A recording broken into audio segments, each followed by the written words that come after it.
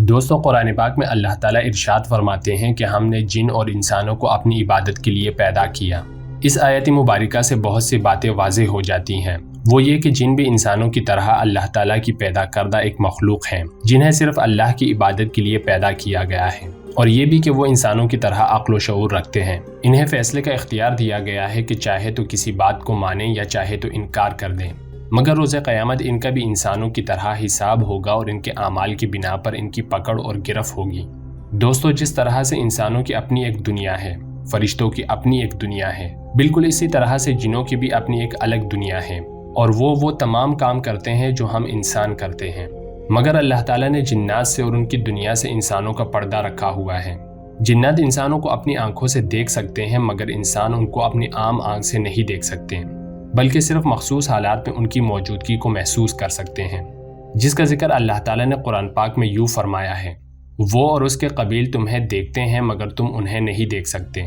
دوستو، جنوں کی پیدائش سے متعلق ہمیں احادیث سے معلوم ہوتا ہے کہ انہیں انسانوں سے بھی پہلے پیدا کیا گیا، مگر کتنا پہلے اس بارے میں کوئی تفصیلات موجود نہیں ہیں۔ جس طرح سے انسانوں میں سب سے پہلے حضرت آدم علیہ السلام کو پیدا کیا گیا، اسی طرح سب سے پہلے جنات میں ابلیس کو اللہ تعالیٰ نے پیدا فرمایا، لہٰذا انہیں جنوں کا باپ بھی کہا جا سکتا ہے، جبکہ بعض لوگوں کی اس کے بارے میں غلط فہمی رہتی ہے کہ شاید ابلیس بھی ایک فرشتہ تھا جب اسے بارگاہ الہی سے نکالا گیا تھا۔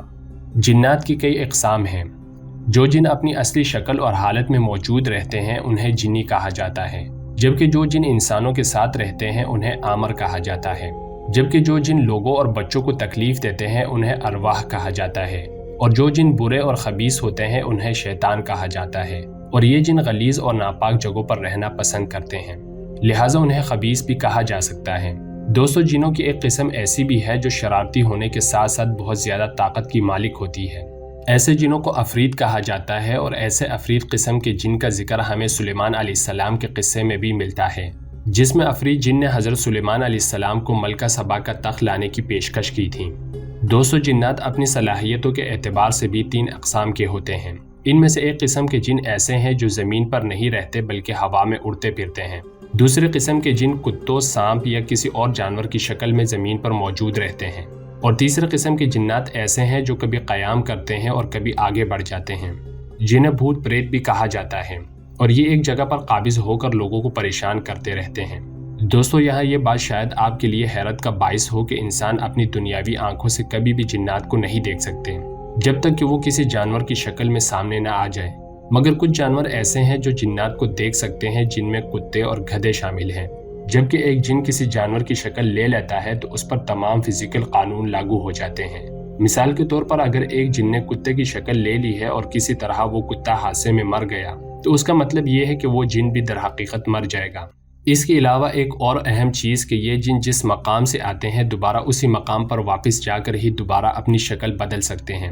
اس سے پہلے نہیں۔ جہاں تک جنات کی شادی بیاہ کا سوال ہے، سورہ رحمان میں ہمیں اس کا ذکر ملتا ہے، جس میں اللہ پاک ارشاد فرماتے ہیں کہ مومنوں کے لیے جنت میں حوریں موجود ہوں گی جنہیں اس سے پہلے نہ کسی انسان نے چھوا اور نہ ہی کسی جن نے۔ لہٰذا اس آیت مبارکہ سے یہ پتہ چلتا ہے کہ جنات بھی ازدواجی تعلق قائم کر سکتے ہیں۔ تو اس کے بعد جنات کی موت کے بارے میں بات کریں تو انہیں بھی انسانوں کی طرح موت آتی ہے، مگر صرف ایک جن یعنی ابلیس کو صرف اللہ پاک نے یہ مہلت دی ہے کہ وہ قیامت تک زندہ رہے گا اور یوں ہی لوگوں کو بہکاتا رہے گا، کیونکہ یہ جب بھی بوڑھا ہوتا ہے تو اللہ پاک اپنے حکم سے اسے پھر سے جوان کر دیتے ہیں، جبکہ باقی جن پیدا ہوتے ہیں اور مرتے بھی ہیں، اور انسانوں کے مقابلے میں ان کی عمر بہت لمبی ہوتی ہے۔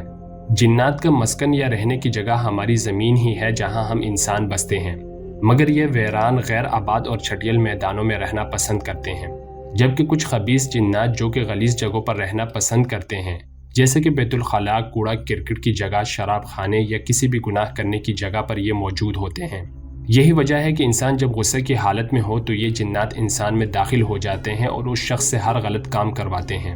اس کے علاوہ قبرستان اور ویران جگہ بھی ایسے جنات کی پسندیدہ جگہیں ہوتی ہیں۔ یہاں یہ بات غور کرنے کی ہے کہ کافر جنات اور مسلم جنات کے رہنے کی جگہ الگ الگ ہوتی ہیں، کیونکہ مسلم جنات زیادہ تر پہاڑوں کی اونچائیوں پر، جبکہ کافر جنات غیر آباد اور ویران علاقوں میں موجود ہوتے ہیں، جس کا حوالہ ہمیں ایک حدیث سے بھی ملتا ہے، جس کے مطابق حضور اکرم صلی اللہ علیہ وسلم ایک بار چند صحابہ کے ہمراہ ایک سفر پر تشریف لے گئے۔ حضور اکرم صلی اللہ علیہ وسلم رفع حاجت کے لیے تھوڑا دور تشریف لے گئے۔ کچھ دیر بعد صحابہ کرام نے اسی جگہ سے شور و پکار کی آواز سنی۔ جب کہ اللہ کے رسول واپس آئے تو صحابہ کرام نے اس کے بارے میں دریافت کیا کہ یہ کیا معاملہ تھا۔ حضور اکرم صلی اللہ علیہ وسلم نے فرمایا کہ مسلم اور کافر جنات میں جگہ کی بنیاد پر جھگڑا ہو رہا تھا کہ کون کہاں رہے گا، لہٰذا انہوں نے مجھے فیصلے کے لیے کہا اور میں نے ان کے مابین فیصلہ کر دیا کہ مومن جنوں کو اونچے علاقے یعنی پہاڑوں کی اونچائیوں والے حصے اور کافر جنوں کو نچلے حصے یعنی سمندری جزیرے دے دیے، اور یوں دونوں فریق میرے فیصلے پر راضی ہو گئے۔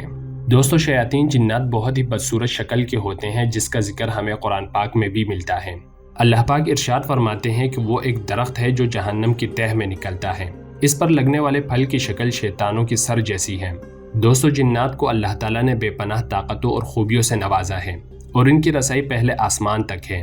وہ وہاں اڑ کر جا سکتے ہیں، مگر صرف ایک زمانہ حضور اکرم صلی اللہ علیہ وسلم کے دور میں وہی نازل ہونے کا تھا جب جنات پر آسمانی راستے بند کر دیے گئے تھے۔ اس کے علاوہ جنات بڑی بڑی تعمیرات بھی کرتے ہیں جن کا ذکر ہمیں سلیمان علیہ السلام کے دور میں ملتا ہے،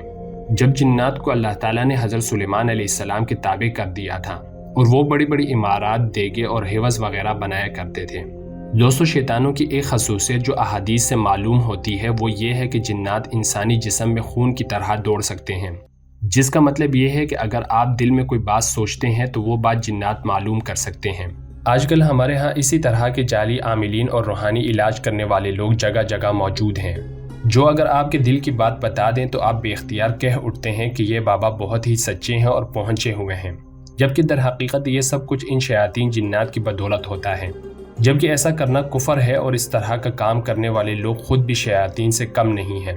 دوستو، یہاں یہ بات واضح کرتا چلوں کہ جنوں کو غیب کا بھی علم نہیں ہوتا اور وہ صرف وہی کچھ بیان کر سکتے ہیں جو اب سوچ رہے ہوں، اس سے پہلے آپ کے دماغ میں کیا چل رہا تھا وہ نہیں جانتے۔ جہاں جنات کو اللہ پاک کی طرف سے بے شمار صلاحیتیں عطا کی گئی ہیں، وہیں ان کے بے شمار کمزوریاں بھی ہیں۔ مثلا شیطان اللہ کے نیک بندوں کو نہیں بہکا سکتے، حتیٰ کہ اللہ کے کچھ نیک بندوں سے شیاطین باقاعدہ ڈر کر بھاگ جاتے ہیں، جیسا کہ اللہ کے نبی حضرت عمر رضی اللہ عنہ کے بارے میں بیان کرتے ہیں کہ شیاطین ان کو دیکھ کر اپنا راستہ بدل لیتا ہے۔ اس کے علاوہ جنات معجزات نہیں کر سکتے جبکہ صرف شعبدہ بازی کر سکتے ہیں، جس کا مطلب صرف نظر کو دھوکہ دینا ہوتا ہے، جبکہ در حقیقت وہ چیز اپنی اصلی حالت میں ویسے ہی موجود ہوتی ہے، مگر نظر کا دھوکہ آپ کو وہ سب کچھ دکھاتا ہے جو یہ شیاطین چاہتے ہیں، جس کا ثبوت ہمیں حضرت موسیٰ علیہ السلام کے دور میں ملتا ہے، جب جادوگروں نے جو رسیاں پھینکی تھی وہ جنات کی طاقت کی بدولت سام بن گئی، جو دراصل رسیاں ہی تھیں، مگر سب نظر کا دھوکہ تھا جو وہاں بیٹھے سب لوگوں کو سانپ معلوم ہو رہے تھے۔ جبکہ حضرت موسیٰ علیہ السلام نے جب اپنا عصا پھینکا تو وہ حقیقت میں ہی ایک بڑا اژدہا بن گیا، جو کہ در حقیقت ایک معجزہ تھا، مطلب کوئی نظر کا دھوکہ نہیں تھا، اور حقیقت میں ہی وہ عصا اژدہا بن گیا تھا، اور یہ بات وہ جادوگر بھی اچھی طرح جانتے تھے، لہٰذا وہ ایمان لے آئے۔ اس کے علاوہ دوستو، جنات خواب میں بھی مختلف شکلیں لے کر آ سکتے ہیں، مگر وہ صرف حضور اکرم صلی اللہ علیہ وسلم کی شکل میں نہیں آ سکتے۔ جنات جو مشرک ہوتے ہیں، جنہیں شیاطین بھی کہا جاتا ہے، وہ ایسی جگہ، کھانے یا کسی مقام پر داخل نہیں ہو سکتے جن پر بسم اللہ پڑھی گئی ہو۔ دوستو، جنات اور انسانوں کی دشمنی آدم علیہ السلام کے پیدا کرنے سے بھی قبل کی ہے، جس کا ذکر ہمیں حدیث سے بھی ملتا ہے کہ جب اللہ پاک نے حضرت آدم علیہ السلام کو پتلا بنایا تو کچھ عرصے کے لیے اسے چھوڑ دیا، لہٰذا ابلیس جب اس کے سامنے سے گزرتا تو اس کے پتلے کو ٹھوکر لگا کر دیکھا کرتا تھا کہ یہ پتلا اندر سے کھوکھلا ہے، لہٰذا اسے اندازہ ہو گیا کہ یہ جو بھی مخلوق بننے والی ہے وہ بہت جلد بہکاوے میں آ جائے گی، اور یہی سے وہ ابلیس حضرت آدم علیہ السلام سے نفرت کرنے لگا۔ یہی وجہ تھی کہ اس نے حضرت آدم علیہ السلام کو سجدہ کرنے سے بھی منع کر دیا اور کہا کہ یہ صرف مٹی کا پتلا ہے، جبکہ میں اس سے بہتر ہوں، کیونکہ مجھے آگ سے پیدا کیا گیا ہے، جو کہ ہمیشہ اوپر کی طرف اٹھتی ہے، جبکہ آدم کو مٹی سے بنایا گیا ہے جس کو جہاں بھی چھوڑ دو وہ نیچے کی طرف ہی گرتی ہے۔ جبکہ در حقیقت ابلیس کی یہ دلیل بہت کم عقلی پر مبنی تھی، کیونکہ ہم جانتے ہیں کہ آگ صرف اسی صورت میں فائدہ دیتی ہے اگر اسے کنٹرول کر لیا جائے، جبکہ مٹی ہر صورت فائدہ دیتی ہے، کبھی سبزے کی صورت میں اور کبھی رہنے کی جگہ کی صورت میں،